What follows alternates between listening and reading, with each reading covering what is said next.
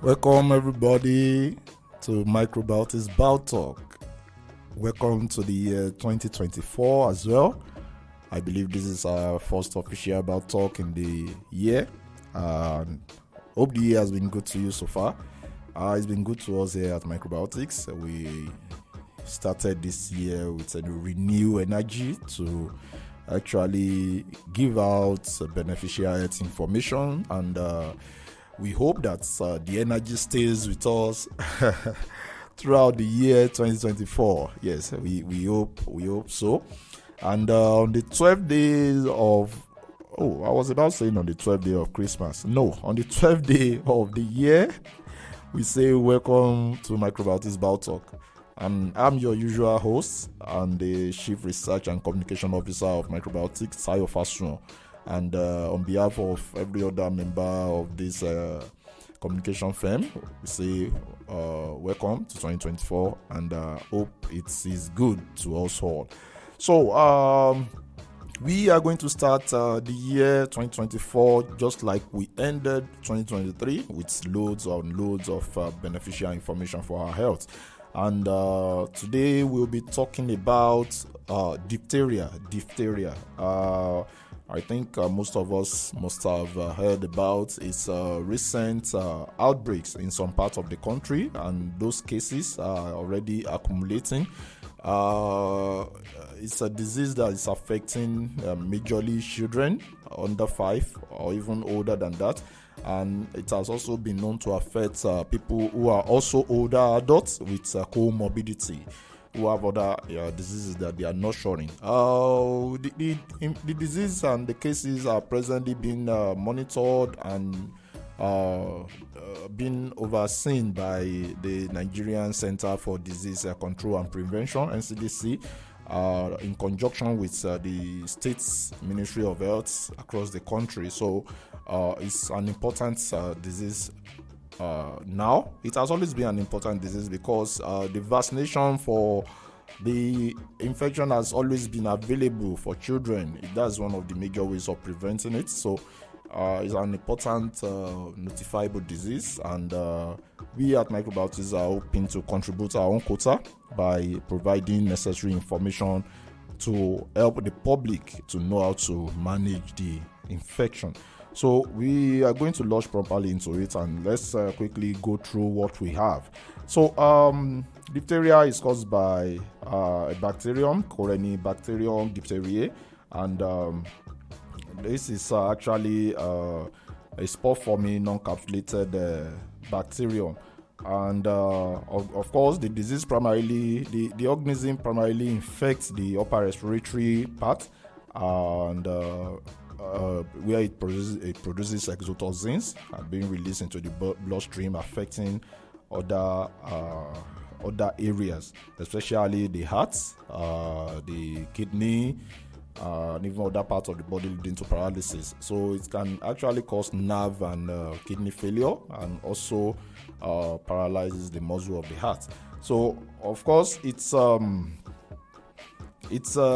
been managed by administration of antibiotics and antitoxin, but let's first look at the epidemiology of the infection. Now, of course, like most disease that are of a medical importance, the majority of the cases are seen in people with low socioeconomic status, those who are living in crowded condition, those who have not received vaccination, those who travel to endemic region, and of course those who live particularly in Southeast Asia and Africa. So of course we know these areas are the places where we have a lot of people with the status I mentioned above.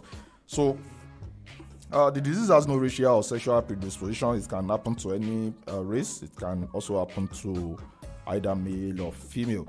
And although it primarily affects children under 12, it is also known to affect, like I said, people over 40 and those with other medical conditions. So the symptoms are actually non-specific. They look like the symptoms of flu. You have fever, sore throat, in some cases, body weakness. And when this happens, the condition usually involves the respiratory tract, of course. And sometimes if the cutaneous infection is established, you can also see the cutaneous the lesion on the skin and that's even in some extreme cases. So, and of course it can be diagnosed in the laboratory by doing some testing, but once you have symptoms that look like what we talked about, in fact the most notable symptoms are those ones that occur in the throat, at the tonsil, at the back of the mouth. I'm going to include some pictures, some images in the Baltalk, so that we will be able to see what we are talking about. So, of course, this has differential diagnosis. This infection looks like a lot of other infections, like epiglottitis. It also looks like that of angioedema and infectious mononucleosis. In fact, it's because of the presence of sore throat and fever and cough. It also resembles pharyngitis and oral candidiasis. In fact, the pseudomembrane, white pseudomembrane being seen at the back of the tonsil looks exactly like that of oral candidiasis. So it must actually be differentiated from all these infections so that you'll be able to know how to manage it. Myocarditis and neuritis, that's affecting the heart and the nerve system, are the most common complications, and death usually occur in 5 to 10% of the patient that has these complications. So we should be on the lookout for it. When neurological complications comes in, we have a nerve weakening and paralysis. So once that happens, this impacts the cranial nerves, and it results in muscle weaknesses. So the treatments, I've already mentioned the management to prevent this infection. All you just need to do is just take the vaccine. Make sure that your children take the vaccine. We have the vaccine in all health centers in Nigeria. We have it in. In fact, it's the most important ways to prevent it's part of the routine immunization for illness prevention in Nigeria, and we have it in form of a toxoid, which is actually denatured protein. The toxin is actually being denatured, and it's actually work. The one we have in Nigeria is usually referred to as DT vaccine, which is a combination of diphtheria and tetanus vaccination. We call it it's either you call it DT or TD. Yeah, I think it's TD. It's TD, vaccination against diphtheria and tetanus. For the treatment, the treatment is usually being done by applying antibiotics, which is most of the time combination of erythromycin and penicillin G, but that's for the medical staff after you've reported yourself or reported anybody nearest to you that the person is likely infected, and then the suspected case is actually confirmed by laboratory diagnosis. So that will be all for now. Please, it's very important that we take this diphtheria issue serious. We've been having cases of mortality. People have been dying. In December alone, we have about, I think, 2 people died in December in Ekiti State, 2 children. And this is actually the way it is along across the country. We have been having pocket of cases and of deaths due to diphtheria across the country, and we're trying to manage it. So if you suspect anybody of having all the symptoms, I'm going to also post the information concerning where you can read, and then you look at the symptoms. If any of those around you, especially children, are displaying the symptoms, you have to quickly report them so that we can take action. We can take action at the state level, report to the nearest health center. They can also be treated if the person is diagnosed early. Treatment can be done so that the person will not die. And this also raises the importance of routine immunization as well. Vaccinate your children.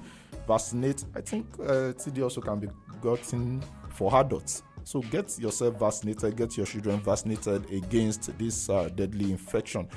And on that note, we'll be saying goodbye. This year has been already wonderful, and we hope this year, like I said, stays the same. We will be here for you, giving you vital information. And the fact that we've changed the year is not going to make me change the message I always drop at the end of my Bow Talk. I always tell you to do what? Make sure that you stay safe. So this year, 2024, make sure you stay safe. Prevent the disease you can prevent, those that you know that are preventable, and make sure that you seek medical attention on time. Don't wait till it gets an upper hand on you before you take action. And make sure you also seek relevant and useful information. We are here for you, and of course the nearest health center is also there for you, so that you can also get the needed attention that you need. On this note, I'm saying bye-bye to you. Till the next time that we meet, make sure that you stay safe. Bye.